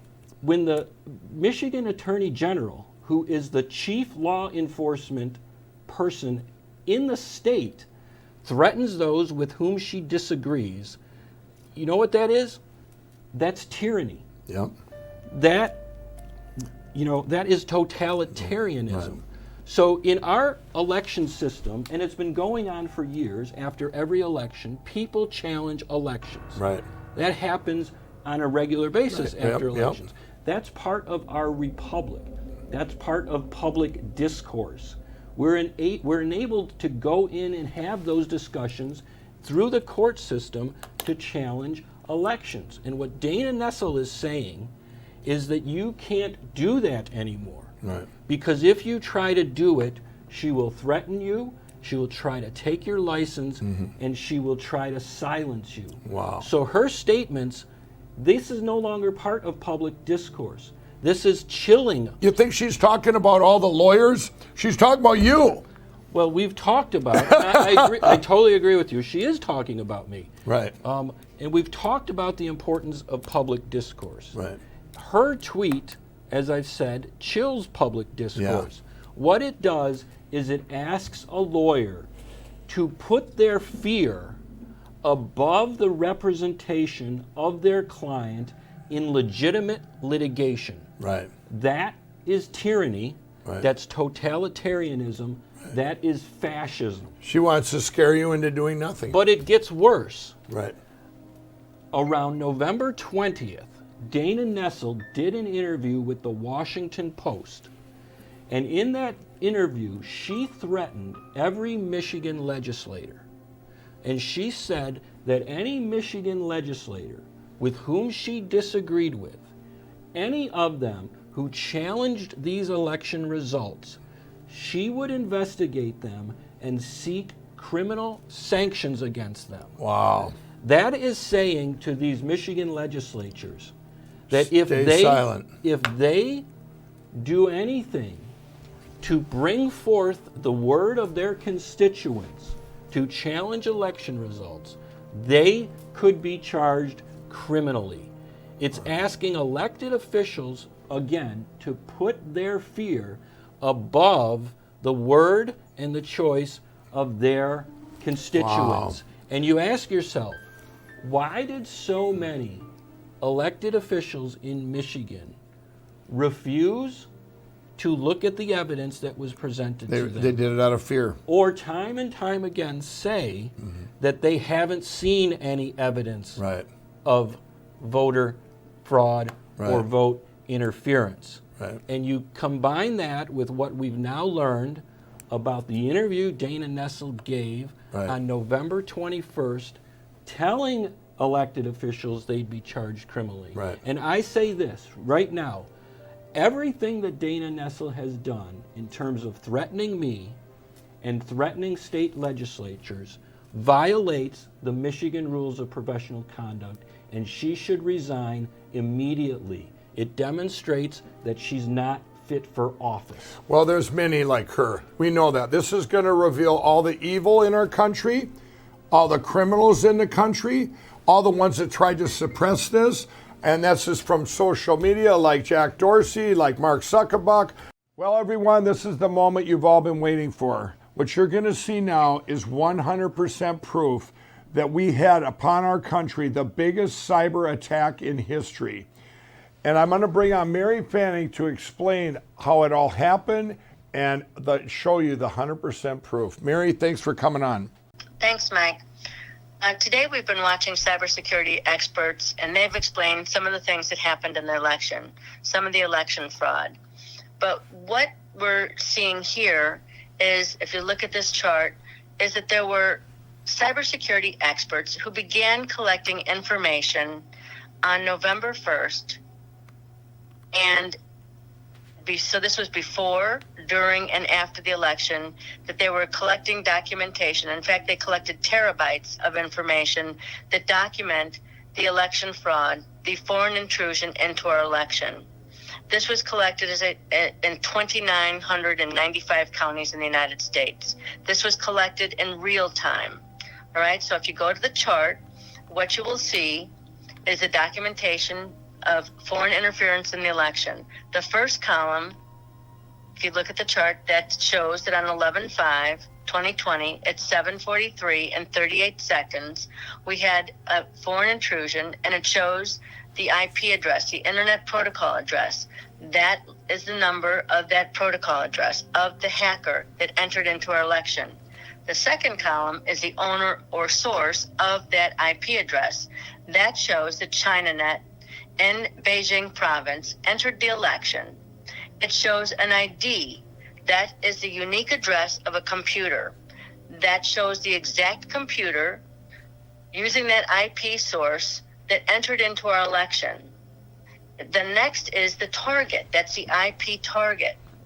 That's the Internet Protocol address of the target. All right? Then the next is the target state. In this case, it shows that it's Michigan. Where in Michigan? That's the next column. It shows that it's in Emmett County, Michigan. Then the ID target. That is the unique address of another computer in the United States that the hacker has gone into. And then it shows the method of intrusion. Now, on some cases, you're going to see that they use credentials. That means that they have fake credentials because there were administrators that had been placed on the Secretary of State's computers. False administrators. In other cases, it shows that they broke through the firewall. In some cases, they did both. Now, in the next column, it shows whether it was successful. You'll see a Y. That shows that, yes, it was successful. Now, oftentimes, they're not successful, and they have to go back and try for another intrusion, and then it shows whether that's, in fact, successful as well. Then in the final column, what you're seeing are votes changed. Now, in this particular case, when they went into Emmett County, Michigan, the votes that were changed was they stole 3,477 votes from Donald Trump. That's what you're looking at. Now, as you go through this document and you look at all the multiple intrusions into our election, what you'll notice that over 60% of these intrusions come from China. So that is over 66% is what the number is. Over 66% of the intrusions into our election came from China. Why is this important? Well, some things were set in place, including some of the changes that took place in this country, particularly when we had the Wuhan virus or the COVID-19 virus hit this country. And we have a video. Well, first, Mike, do you have any questions about this chart and what it is showing? Yeah. So what you have here is what each one of these is its own timestamp that is 100% proof, because you have that not only where it came from, you have you have their identification, you have who they were attacking, their identification. This is what everybody would want. If you ever looked in and did an audit or wanted to look into a computer and look what went on in cyberspace, this is what you'd be looking for, correct? This is forensic evidence of foreign footprints as they entered our election in a cyber warfare attack on our election. And then it shows exactly what they, where did they come from, which computer exactly the timestamp, exactly which computer they entered into, in what state, which county, the ID, the unique ID of the computer that they entered into, and then it shows how they entered using false credentials or breaking through the firewall or both. Wow. Were they successful the first time, the second time, and then it shows the votes that they stole from Donald Trump. Right. This is proof positive. This is documentation of a cyber attack, but it also is documentation of the footprints of those who entered our election. Right. Right. And look at, if everybody notices here, everyone, you don't think this was all put together in one big attack? Everyone was Donald Trump down, down, down. This wasn't another country that wanted it the other way. This was the biggest attack in history. And Mary, we have pages and pages, right? Thousands of these pages of every county, right? Of every single attack. There are thousands of pages of the documented footprints, the foreign intrusion into our elections. We see this is coming from China, in many cases from Huawei, from Alibaba Right. Cloud Service, from China Unicom, from uCloud, from China Mobile, Titong. This also came from Iran as well. Right. But this is the foreign intrusion. This is the theft of our vote. But it also is documenting exactly the vote totals that were stolen from Donald Trump. Right. And what we have heard.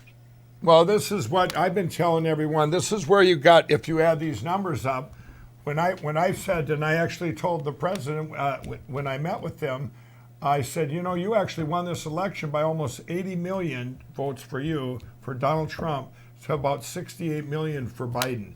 And that's not counting all the other kind of theft we talked about earlier in the show. These are the real numbers that were taken off and that were flipped. I mean, this is incredible, everybody. This is historical proof, too. We not only have, this is what we've all been waiting for. And Mary, you said there's a video, too, we want to show?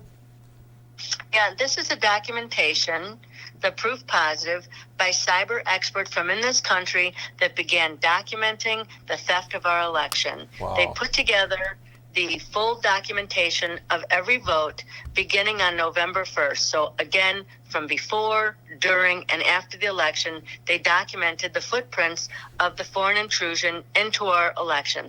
That means that foreign adversaries, really, because this was an act of war to come in and steal the election from the American people and decide who our foreign adversaries were going to put in the White House to rule or to be the president of this country. Right. Now, there's a video, and so that will show, and are you looking at the video, Mike? Yeah, we're going to pull up the video here, Mary. Okay, here we go. We just pulled up the video. Wow, what's going on here with all these lines? Well, the video, what you are watching is the surveillance system. In fact, this is the very surveillance system that was built by people inside this country within the cybersecurity battle space that built some of this built some of these tools that were built to keep this country safe. But what you're watching is that every line on that drawing, all those moving lines, they represent the IP addresses of what I just showed you on the chart. So when you understand the hacker's IP address and the IP address of the target and the votes that were stolen, every one of those lines that you're watching move across the chart and showing whether they were successful and how many votes they stole, that documents that. Every red line, as they turn red, as they finish stealing the vote, basically, the red lines are all China. So what you're seeing are the actual files being received and sent. That's a documentation of the real-time theft of our elections. Wow. So every line on the map, there's a corresponding line on the sheet. And the color and the line types represent the severity of the attack. Now, red has been the most severe attacks. Those lines are all coming out of China. Those are the most severe attacks on our election system. Wow. Now, this exact information, the same exact type of information, I should say, was presented to former FBI Director James Comey by a whistleblower in 2015. They knew, in fact, that our election machines were open for hacking. It's important to understand that there are prismatic scoring algorithms that they knew about that enter the election and they steal the vote at the transfer points. So at the point where the vote is leaving the Secretary of State's office and these machines, that is the point at which the vote is stolen at the transfer points. That's what you're watching. Those packets moving is that's real-time documentation of the theft of the vote from inside this country. And then the numbers, the last column, those document exactly the numbers of votes. It shows, in some of the cases, Antrim County, where the vote was stolen, and exactly the vote stolen at the exact time stamp of when they were stolen, right, and the numbers stolen at that point. So, Mary, what you're saying now is, and this is what I already know, but I'm learning a lot here as we go. What you're saying, every one of these lines, let's say we did take Antrim County, and we took that, we could pull out the timestamps for that county, and we could show the lines, the country that did it. We could show a line for every single hack or attack that we had in this election. That's right. Wow. So what you're watching is those objects moving are the actual files right, that are being received and sent. These are the squares here that are being sent. So everybody out there, what you're looking at, I mean, this is the proof. So if like Antrim County, that case is still open, you just go, here you go. Now you know who did it, how many votes flipped, when they did it, what time they did it, the computer it came from, the country that attacked us. I mean, this is what I have been excited about, and I only seen one. Do you know, Mary, I only seen one little line of that which showed the IP address, that, all that stuff that you're showing us. When I found out that you had it for that we had it, that all these people had this, for every single vote, every single attack, and whether it was successful or not. Look at right now, we got up on the screen, Gorgia is just getting attacked. It was just getting attacked up here at that moment in time. And I suppose, they know what they're doing. They did the biggest attack right here. Look at everybody. Gorgia and Michigan getting bombarded. My guess is that was probably like 3 or 4 in the morning when they really needed them votes to be flipped. Mary, this is incredible. Yes, because there is proof positive. There is documentation of all the foreign interference into our election, showing exactly who stole the vote, how they stole the vote, from which computers, access to our election, to which computers they went into. So understand that cybersecurity experts that work for this country put all this in place before the election even started to make sure that they caught all of this information so that foreign adversaries were not deciding our elections. Absolutely. And what a blessing that they were there for us to catch all this and to get all this put together, and even to have these, to be proactive. They were proactive, everybody, and this what a blessing this is, because we came this close to never knowing.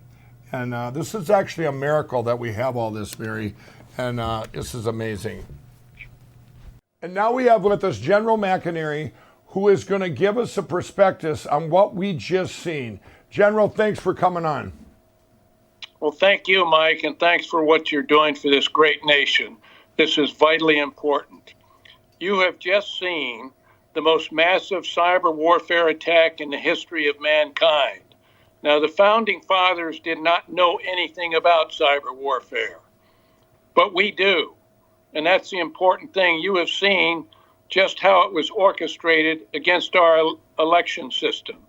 And I took an oath of office 60-some years ago as a plebe on the plains of West Point to support and defend the Constitution of the United States against all enemies, foreign and domestic. We now are seeing the largest domestic enemy we have in our history, and people must understand that. What happened? You spelled it out. It was driven by China, and they used a system that we have had, because only that system could modulate and coordinate the many simultaneous attacks that they used against us.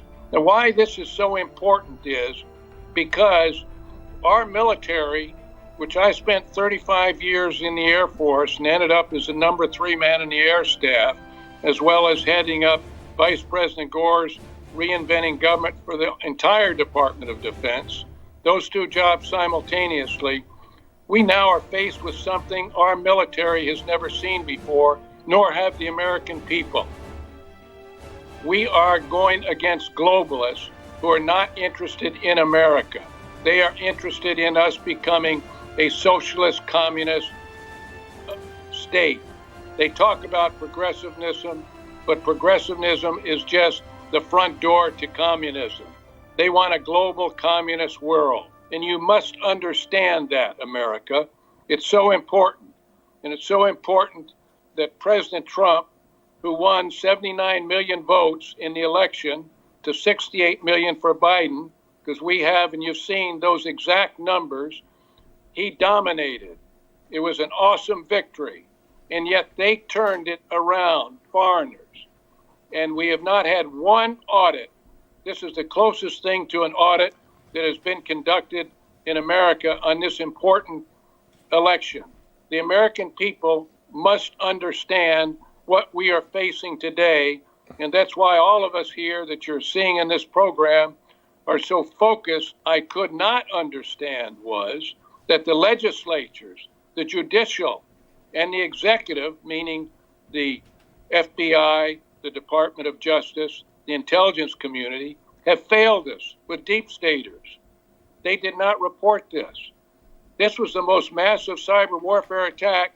So did Cyber Command, did the National Security Agency, did the CIA, did the Department of Justice, the FBI report this? No. Well, General, to put this in perspective then, you're 100% that this was the biggest cyber attack in the world, in world history, correct?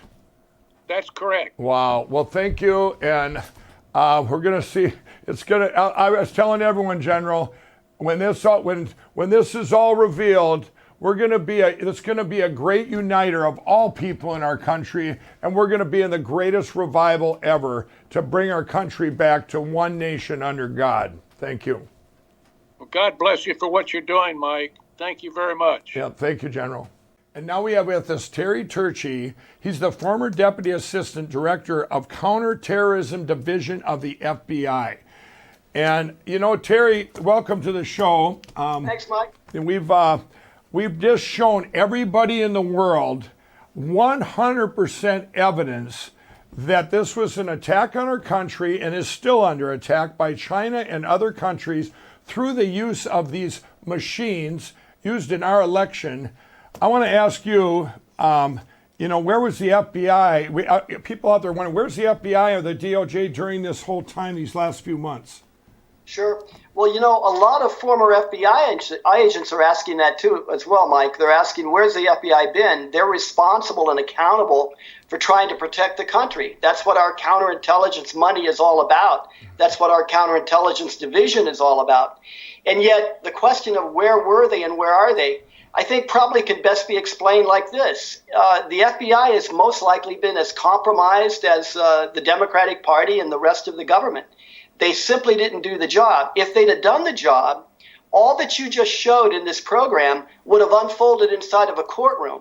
And that's exactly what we should be doing right now. We should be talking about the penetration of the United States government and government agencies. What we've shown here too is this is all people. This has been, what we've shown today, this is another country taking our country. I don't care if you're a Democrat or a Republican.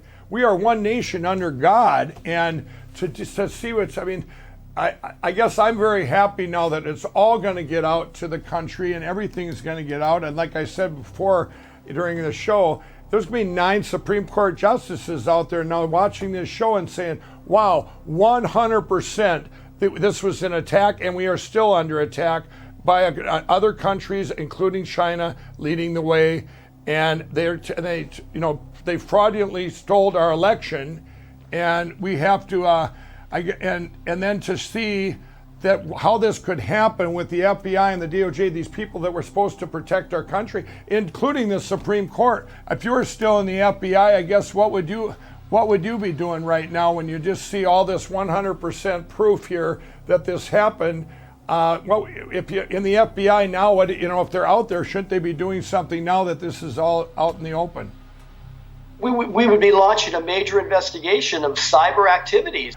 These attacks, the people that, from China and on down, who did it, they're very good at trying to bury everything, to bury these deviations that came up, and then everything opened up where everybody knows that this was stole, but now we know how and why. So. Well, certainly, and the purpose of an intelligence operation of this magnitude, whether it's this magnitude or even smaller, is to conceal itself and to be so hard to figure out that by the time you get to the conclusion, it's too late. Right. And that's why it's very concerning that the FBI, that already knows and has the foundation of the China threat well in its grasp, would try to write off or just not seem to understand how this would have been the next logical step for them. Right. Well, they weren't proactive, but at least now we're we're going to be reactive, and we got to be reactive first, and then we got to be proactive for the future. That when this all manifests out, I've said it before that this is going to manifest into the greatest revival ever. It's going to unite our country, not divide us. It's going to be the great uniting, and we will once again be one nation under God. Thanks, Terry, for coming on, and God bless, and thanks for all you've done and what you continue to do for our country. You too, Mike. Thanks for having me. Thank you. Now you've all seen absolute proof of the biggest cyber attack in history. Right now, it's a takeover of our country. We all see it happening, and now you see the proof of where it came from and what happened. We all need to go out now, each and every one of you, and tell your friends, family, people, your social media, spread this out everywhere, and to show that they all need to watch this, and they all need to know the truth. And pretty soon, everyone's going to see this, including 9 Supreme Court justices. You're all there watching, all 9 of you, and you know what? I don't know what you can do, but I know you're there to protect our country. And everything has a precedence. Everything going, well, this happened then, so we're going to base it on that. This is the precedence. What's going on now, what's going to happen now is going to change the course of our world and our country forever. I've been getting calls from world leaders. They're looking at us. What's going to happen over here? Ronald Reagan once said, America is the shining city on the hill whose beacon light guides freedom-loving people everywhere. If the lights go out here, the lights go out everywhere. I want to say that God has had his hand in all of this. This has been on God's timing. And when we get through all this, we will once again be one nation under God.